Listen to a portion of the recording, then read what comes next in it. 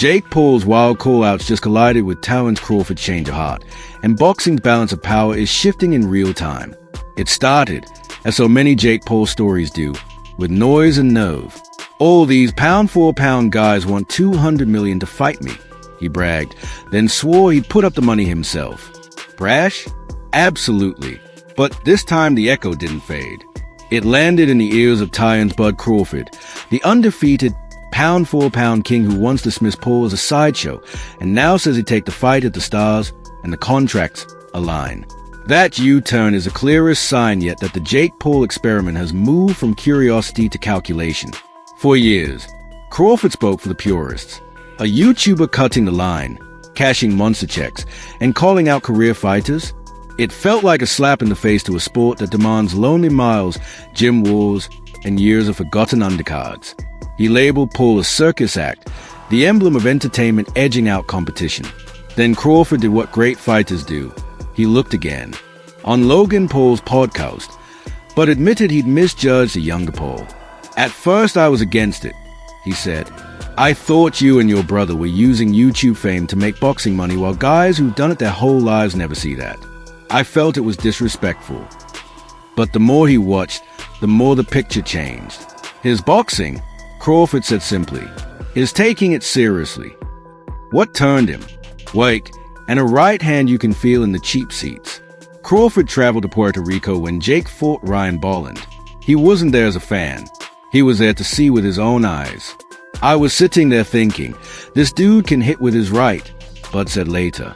He's big, not as slow as people think, and he can punch. Crawford is a perfectionist who doesn't hand out praise on a whim. If he's impressed by anyone, something has shifted. He also noticed something the public often misses. Jake Paul isn't trying to skip the line to Usyk or Canelo Alvarez in a single leap. He's fighting at his level, raising the bar incrementally and improving with each bout. People want him to fight Alexander Usyk. Bud said, no, you work your way up.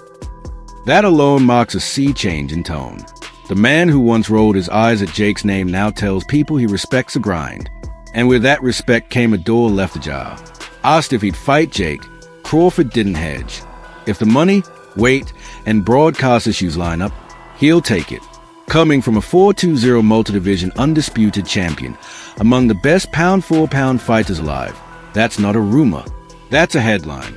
The opening for a Crawford-Paul blockbuster widened as reports swirled that Jake's targeted fight with Gervonta Tank Davis could unravel. From the start, the matchup was audacious, bordering on absurd. A cruiserweight who walks around at or near 200 pounds versus a natural lightweight at 135. Even Crawford called it crazy. Jake saw it differently. It's an amazing matchup, he said in a Netflix interview. His skill and experience versus my size, that's the equalizer. Confidence has always been part of the Jake Paul sales pitch. The business end, however, is trickier. There's a streaming war. Paul is under a Netflix deal. Davis says promoter Golden Boy is tied to DAZ and for Ryan Garcia and other stars. Oscar de la Hoya spelled it out.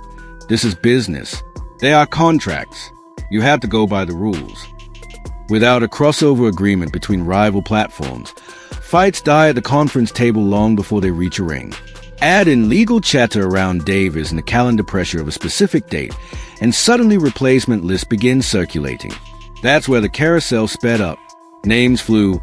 Ryan Garcia, complicated by Golden Boy DAZN exclusivity. Nate Diaz, marketable, but more MMA than boxing leap. Francis Ngannou, enormous risk. Anthony Joshua, a mega event if it ever happens. And yes, Terence Crawford, the rare option that offers both credibility and commercial impact. From a sporting perspective, Crawford, Paul is wild. From a business perspective, it's brilliant. Crawford has nothing left to prove. He's a two-time undisputed champion, first at 140, now at 147, with a flawless record and the respect of every serious boxing fan. There aren't many traditional fights that pay him what he deserves at this stage. Jake Paul, on the other hand, needs names that elevate him beyond a retired MMA slate. Put those incentives together and you get a pay-per-view avalanche. Elite boxing credibility meets social media scale. Netflix muscle meets pound-for-pound mystique. In boxing news terms, it's a definition of must-watch. Crawford's shift didn't happen in a vacuum. He studied the details. He saw Jake working in real boxing gyms with real coaches. He saw a right hand that shuffles men backward. He saw footwork get tighter, feints get subtler, mistakes get fewer. No one's confusing a 9-fight cruiserweight with a Hall of Famer. But the effort is not a gimmick. That matters to fighters. It also matters to audiences who can tell the difference between a cash grab exhibition and a training camp lived in silence. Meanwhile, the rest of the board moved. Jake teased that a Canelo fight was nearly locked before the Mexican superstar pivoted to a Saudi deal with Turki Al-Shik.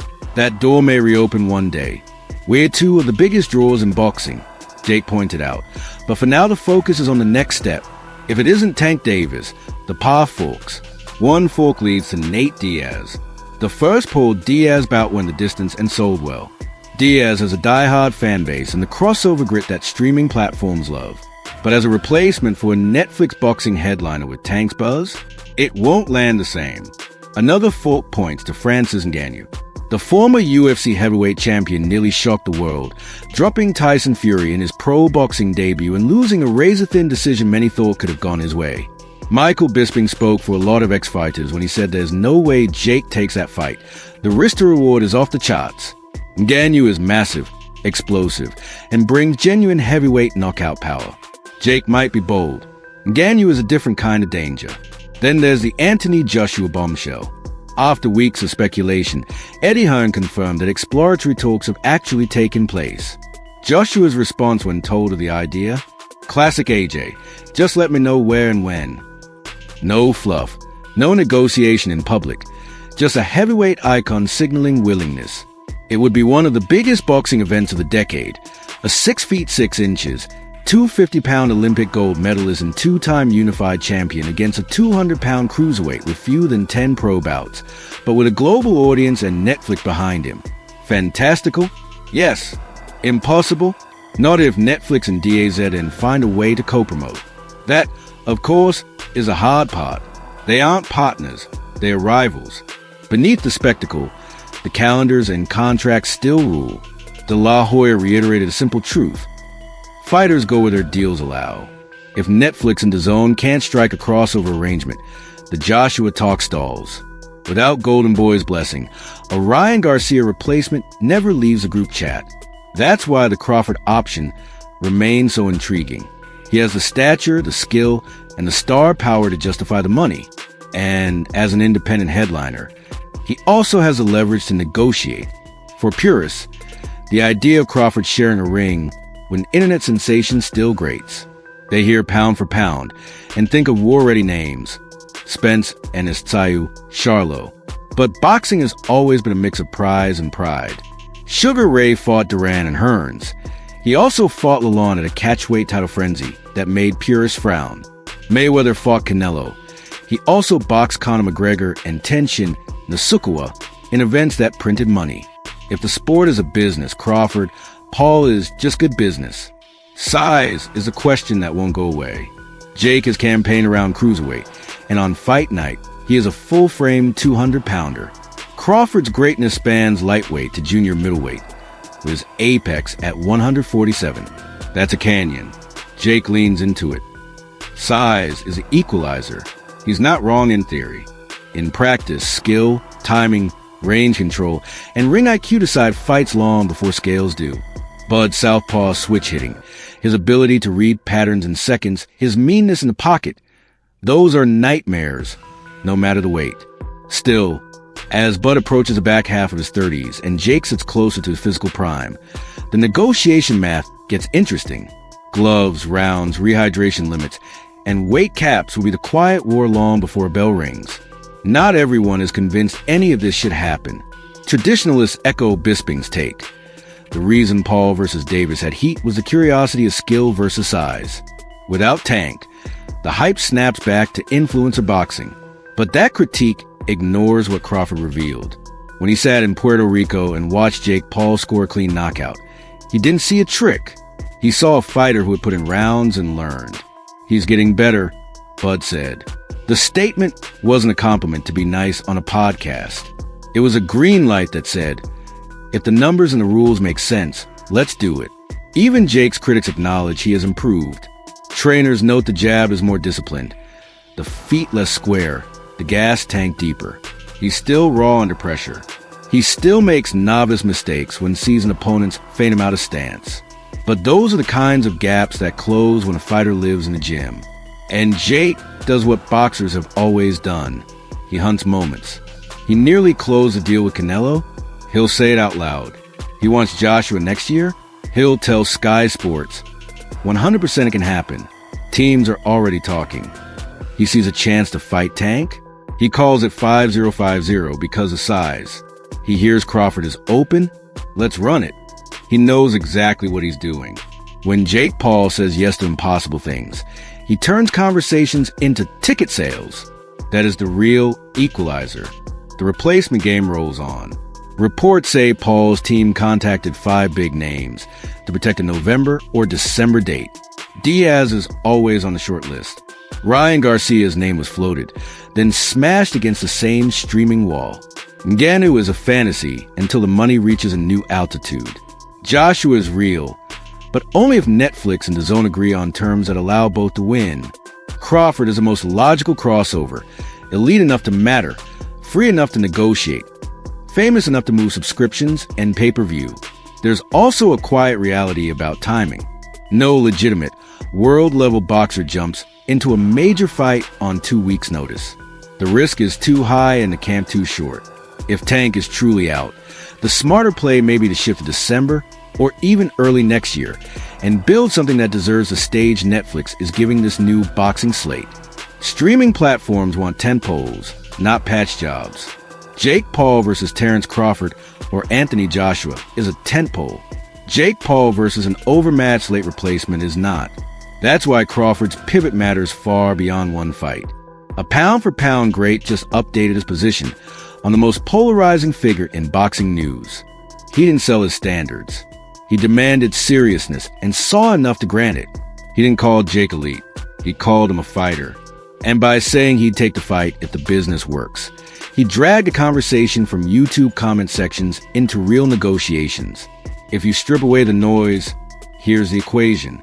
Crawford brings legacy, craft, and credibility. Jake brings reach, youth, and a platform no other fighter can match. The public brings curiosity. Promoters bring calculators.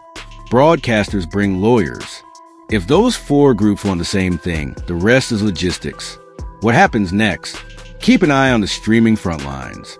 Netflix and DAZN hold the keys to both the Joshua Fantasy and the Garcia Detour. If they announce even a framework for co-promotions, the sport changes overnight. Watch Crawford's camp for hints on weight and date. If his team starts whispering about cruiserweight-adjacent terms, the deal is real. Watch Paul's training footage for sparring partners who look eerily Bud-like. If the right-hand setups become more patient and the feet quieter, you're seeing respect in motion. And don't forget the Tank wildcard. If the Davis fight survives the turbulence, Jake will march toward the biggest spectacle of the winter. Lightweight genius versus cruiserweight power. DAZN Netflix politics be damned. If it collapses, the pivot reveals everything about how seriously Team Paul takes this next chapter. One thing is certain. Jake Paul thrives in uncertainty. He wants the loudest room, the highest stakes, the impossible odds he can sell with a straight face. Terence Crawford, for his part, prefers quiet and clarity. 12 rounds, small gloves, and consequences. Put those 2 instincts together, and you get what boxing, at its best, always delivers. A story no one thought they'd see, and a result no one can predict. So who should Jake fight? Is Crawford the perfect blend of credibility and commerce? Is Joshua the moonshot that breaks the internet? Is Ngannou the danger no sane manager signs off on? Or is the smart move sticking with Tank and letting the skills versus size fantasy play out under bright lights? Drop your take below. In a sport where timing is everything, the next week of boxing news might decide the next year.